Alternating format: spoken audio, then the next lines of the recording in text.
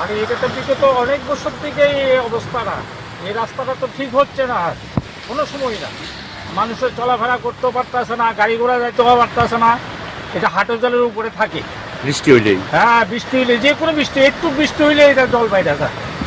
আর এটা কেন গভর্নমেন্ট বা পূর্ত দপ্তর এরা কেন দিতেছে না, এটা তারা জানে।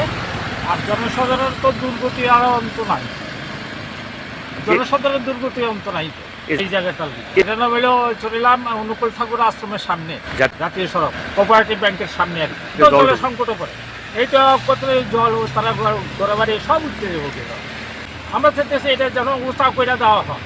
একটা বাজার চলিলাম, বাজার অব্দি আর ওই এয়ারপরে যে পুরান বাড়ির ঠিক থেকে অবলো একটু পূবে গিয়ে এইখান থেকে চলিলাম বাজার অব্দি জায়গাটা যেন উৎসাহ করে দেওয়া হয়।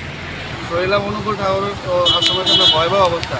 একটু বৃষ্টি হইলে তো দেখেন না পুরো রাস্তা কি রাস্তা একদম তলে একদম ঘুরে থাকা, যাতায়াতে খুব অসুবিধা হচ্ছে।